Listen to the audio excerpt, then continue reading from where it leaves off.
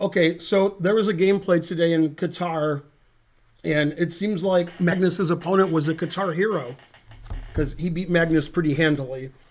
His rating is 25-12 FIDE. Suleymenov is his name. And after the game, Magnus went to what used to be called Twitter and complained not about his opponent.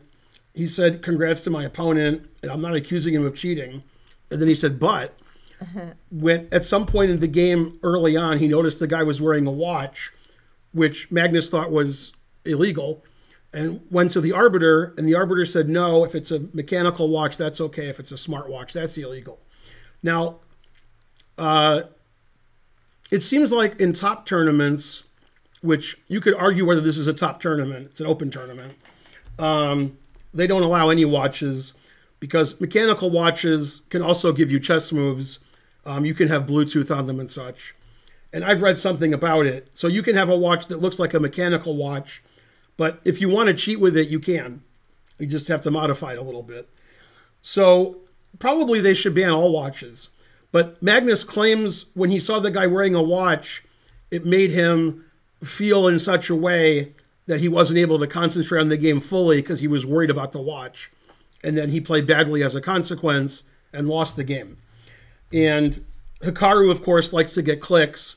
So he wrote that Magnus accused his opponent of cheating, and let's look at that. But okay, that's... And then Magnus is like, "I didn't accuse my opponent of cheating. I know you like to use my name for clicks." So that was funny. But anyway, Magnus hasn't accused his opponent of anything, but he wonders if the... one of the main complaints, which Magnus also pointed out, which to me is bad, is spectators are allowed to have smartphones in the tournament room. That sounds completely illegal. And, you know, when we go to tournaments, you know, FIDE-rated tournaments, can have smartphones in the tournament room. But it seems like they're a little lax at this tournament. Also, the games, Magnus also said the games are shown live. There's no delay. So with smartphones in the room and no delay and people allowed to wear watches, there could be some more cheating than usual. Okay, when that's saying something. And Magnus didn't say his opponent cheated, but he's not the one that's going to decide that. Karen and I are the ones who are going to decide that. Because we're going to look at the game, I'm going to use an engine to analyze, and I'm going to see like what my opinion is. Because I looked at the game briefly without an engine, and Magnus just got rolled over. Magnus got beat like he was 2,500, the other guy was 2,850. He got beat really badly. It wasn't like it was equal and Magnus hung a rook. That's how I would beat Magnus. Okay, then I would barely win up a rook because I'm barely a GM. But this guy just beat Magnus like it was easy. Like, you know, Magnus no good.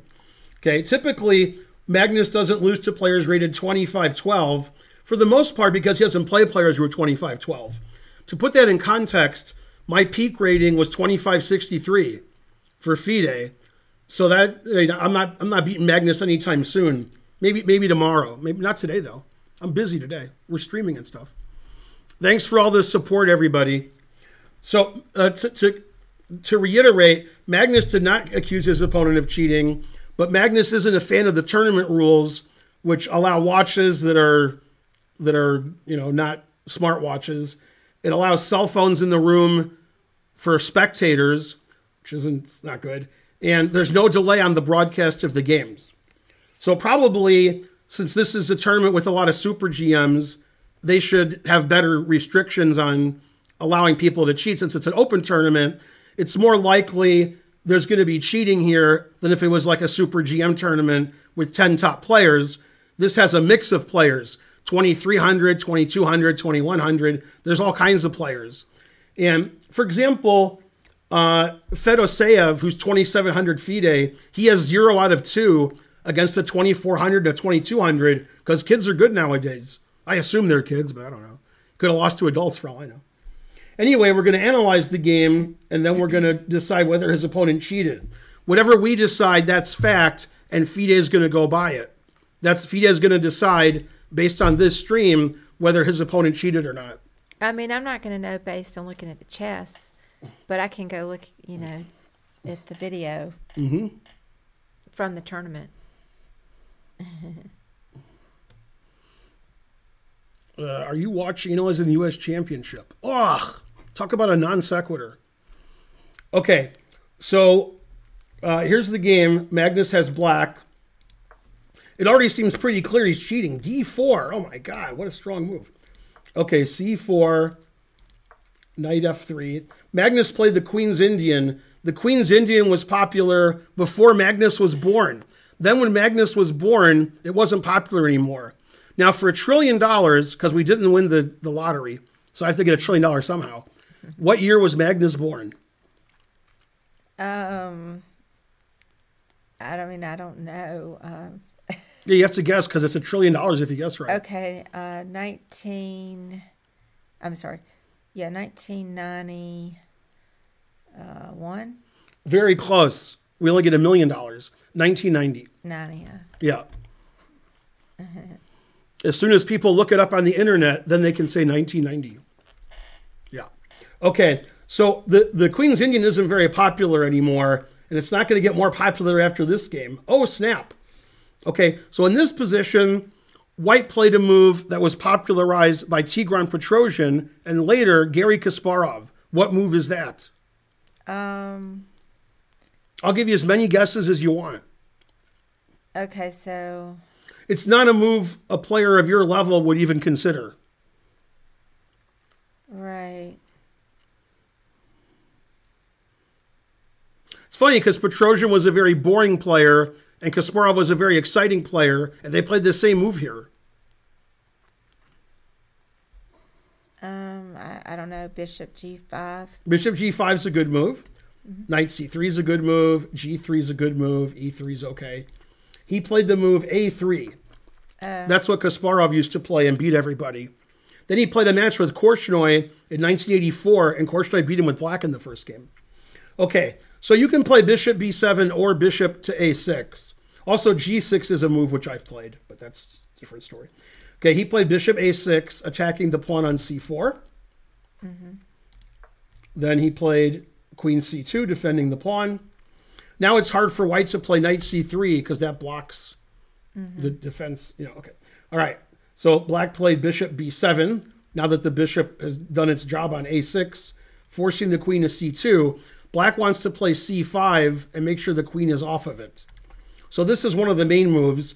But this line was popular in the 80s before Carlsen was born. So I'm surprised he's playing this line. Okay, Knight C3, C5, E4. If you play D5 now, it's a pawn sacrifice because the queen's not on D1. If the queen was on D1, White would definitely play D5. No question about it. Okay, so he played E4. C takes D4, Knight takes D4, and Black has sort of a hedgehog structure, although he did play Bishop C5. Typically in the hedgehog, the bishop goes to E7. Okay, White played Knight F3, always play Knight F3, Knight C6. The engine says White is very slightly better. B4, attacking the bishop. Bishop goes back to E7. And we have a raid from Anna Cramling. Yay. Thank you, Anna. Go, Anna. But stay there. Everybody do a shout out to Anna. Yay. Even if you're not a mod, do it anyway. I hope you had a good stream, Anna. Thanks, Anna. Go Raiders. We're looking at Magnus's game today, which has some controversy. Then we're going to look at some of my games, which have no controversy. Okay, so Magnus's opponent played Bishop B2. That's actually his name, Magnus's opponent. Queen B8, controlling the E5 square. And this long diagonal. Very suspicious move. Okay, White played Rook D1. This is the #1 move on Stockfish, although I have it at depth 24, so it doesn't matter. Okay, reasonable move. Castles, Bishop E2, obvious move. D6, castles is an obvious move. And Rook C8. So this is funny when I played Queen B8 in one of my hedgehogs with the idea of playing Bishop here and here and getting on this diagonal, it was bad because my Rook was trapped on A8. And here the engine agrees that this isn't the best way for Black to play. Black's Rook is trapped on A8. Black is very solid and passive, but that's not typically Magnus's style. Magnus, I think, was getting his opponent out of his prep So just play something a little unusual and then outplay him in a long positional game. Okay, now in this position, my stockfish doesn't give this move at all. It says h3 is the best move, queen b3. It's giving boring moves. And speaking of boring, white played rook fe1. Very human move. And I just want to say thanks, GM Smurfette, for the sub. Yay. Good to see you too. Go Smurfette. Yay. Okay, Magnus played bishop f8. Following the rule, always play bishop f8. Okay, now speaking of my rule, always play bishop f8, let's ask Karen, based on my rules, what did white play here? Remember, Magnus played bishop f8. That's right, bishop f1. Proving he didn't cheat because he played bishop f1. He just follows my rules. That's all. Okay, so far white has a slight advantage and nothing weird is happening. Now Magnus played a super passive move. The engine wants to play knight e5, putting pressure on c4. Magnus played knight e7. Okay, very passive move. And this undefends the pawn on d6. See, it was defended by the bishop, now it's not. However, we can't take the pawn because queen takes rook. So he threatened the pawn, making the engine move knight to b5, attacking the pawn. Not very suspicious. Okay, Magnus, instead of playing the obvious move, knight to g6. If I was playing a blitz game, I would like pre-move knight g6. Because that's why I played knight e7, and then the bishop on f8 defends the d6 pawn. So I mean, like, I'm playing knight g6 all day, the engine plays knight g6. I wouldn't even consider another move. Magnus played another move, knight e8. Boo, boo, too passive. Okay, and also he's getting his knight away from his king, so now white has a winning attack. So knight e8 is actually the losing move. This is actually quite a bad move. Okay, in fact, I don't understand why he didn't play knight g6. Why did he play knight e7? Where was the knight going? It was on c6. He's going to g6. Now, it could be Magnus had no interest in knight g6, and Magnus wanted to play d5. And so he wanted to unleash the latent potential of his rook, as opposed to the actualized potential. Okay, so Magnus played knight e8, and his opponent played a very aggressive move recommended by the engine. What move would that be? Very aggressive. Very aggressive. Let's see. Man, the dogs have just been going at it.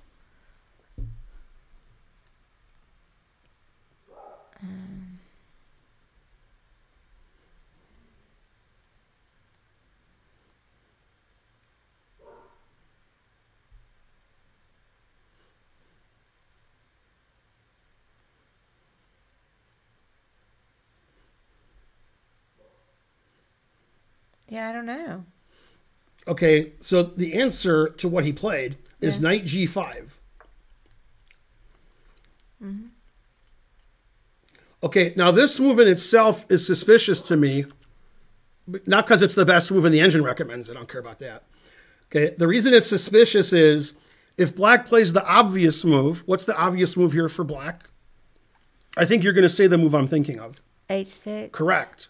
Get out of here. Now, if white plays knight f3 or knight h3, then knight g5 doesn't make any sense. Right. That's why I dismissed that. The engine move is to play knight takes f7. Oh. And then after king takes f7, e5 with a crushing attack. But as a human, that wouldn't occur to me, that this is winning for white.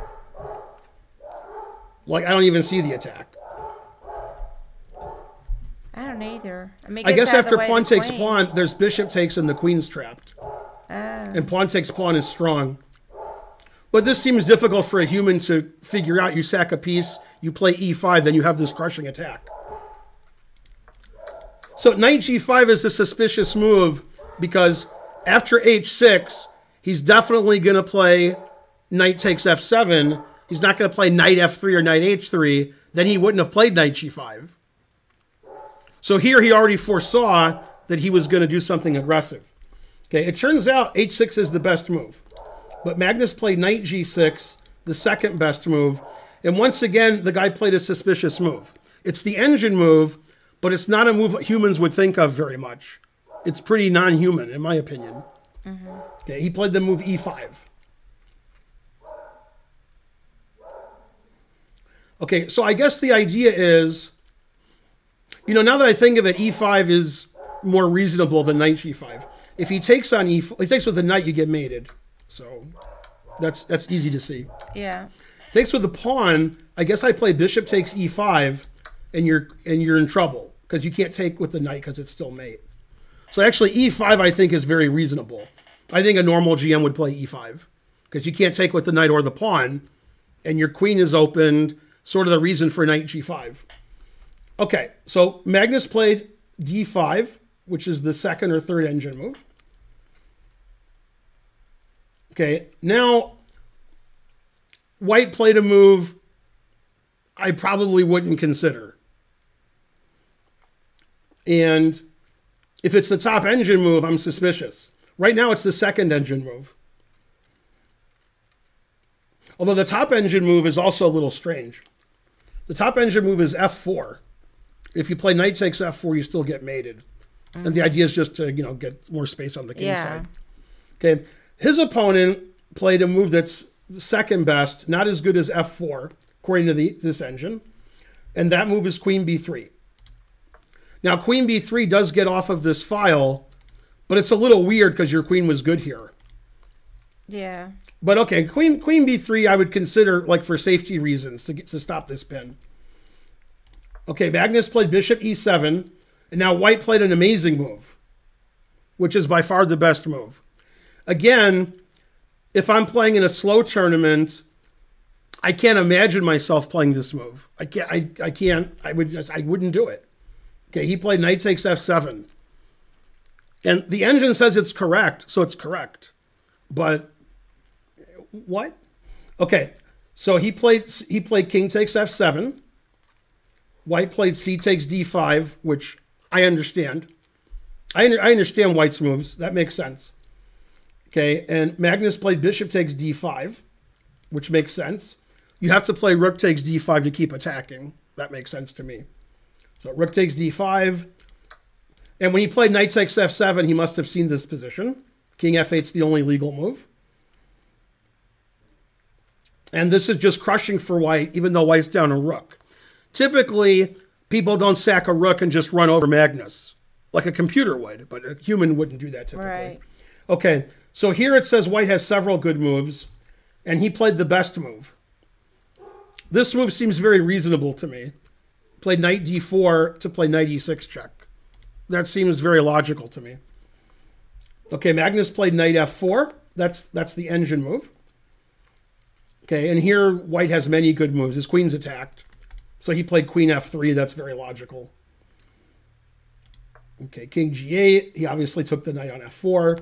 And now White's winning. White has an attack, and White has a knight, a bishop, and 2 pawns for a rook. So White's like a head material and has a big attack.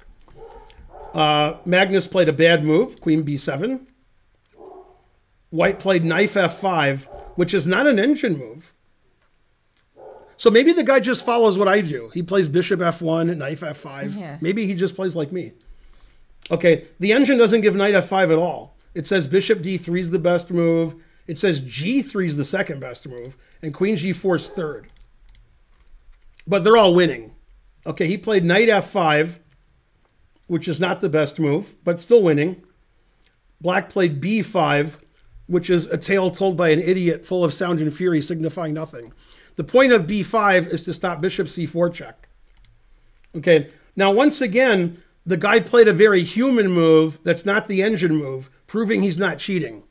Okay, an engine plays bishop d3 here. Okay, a human plays bishop takes b5 because the queen's defending the bishop and here. And if you take this, it's mate in 2. So any human that's good would play bishop takes b5. But an engine wouldn't. Engine doesn't like bishop takes b5. But that's a very human move. Because you can't take the bishop and I take a pawn. You just play b5. Okay, cool. Okay, now Magnus played the engine move again. It's only the moves that I would suggest. Bishop f8. Okay, White played bishop c4 check. Once again, the engine says like e6 is better. It doesn't even like bishop c4 check very much. That's a very human move because now the bishop's hanging.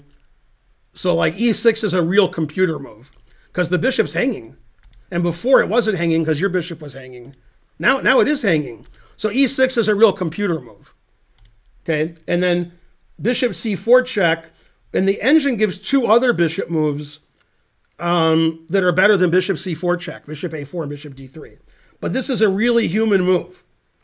That's the humanist move. Now the engine wants to play rook takes c4, but if you're a grandmaster, you can resign if you're going to do that. Then white's up 2 pawns and mating you. So Magnus played king h8, and white played an excellent move that is the engine move, but I think it's easy to find. I'll let you try to find it. Okay. The white played a move here and Magnus resigned. Let's see.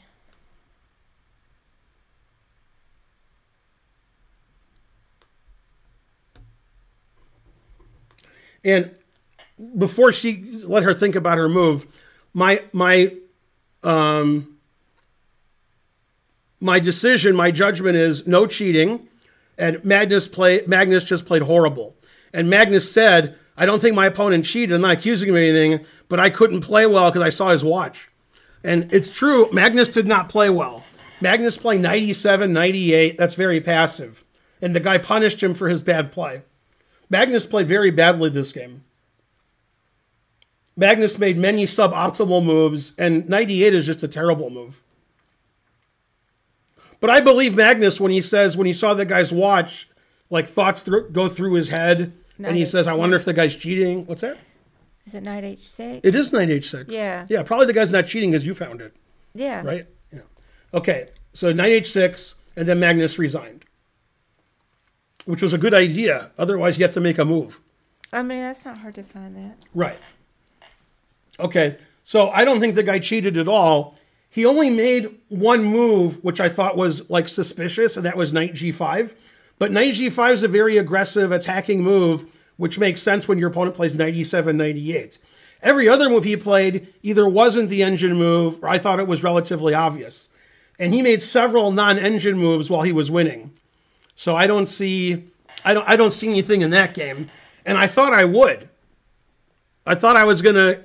Before I was biased, and I'm like, this guy crushed Magnus. This guy's 25-12. Very suspicious. Okay, that was my thinking. Then when I looked at the game, I was like, man, Magnus didn't play well. Magnus played badly. Okay, and Magnus will agree he played badly. He knows when he played badly. He's Magnus. He knows, you know.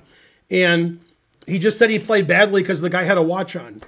So then Nate Solon, the famous Twitter person, he said, next time I play Magnus, I'm going to come like this. He has a picture of a guy with his arms up, and he has 3 watches on each hand. So he's going to have 6 watches. So basically, there's nothing to see here. No cheating. Magnus played badly. And the main reason players rated 2,700 and above don't lose to people like me. This guy's better than me, but you see what I'm saying. Grandmasters who aren't, you know, top 10 in the world is because they don't play them. Back in the day, that's all that happened. In the 50s, 60s, 70s, and 80s, if you were one of the top 10 players in the world, you played Rufus and Doofus all the time. And then what happened in the 90s was the top players got together and said, if we play Rufus and Doofus, we might lose and our rating will go down. Let's just play each other, then our ratings won't go down. And the organizers are happy because they have the top 10 players in the world. So it's very rare nowadays to see a 2,700 or a 2,800 play a 24, 2,500 FIDE because they don't want to. And this is why they don't want to. Right? Who's the greatest player ever now? The guy who gets crushed by 2,500? Your answer is yes. Okay? And that's why Anand, for example, hates playing in the Olympiad. Because in the Olympiad, the first 4 or 5 rounds, Anand's playing Rufus and Doofus. Okay? And as you know, or maybe you don't, many years ago in the Olympiad, when Anand was world champion, Anand missed some Olympiads because he didn't want to play people like me. He played Pascal Charbonneau for Canada. You heard of Pascal Charbonneau? No. He was married to Irina Krush.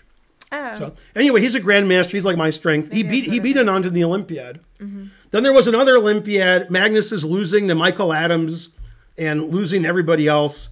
And Nadich kept beating Magnus.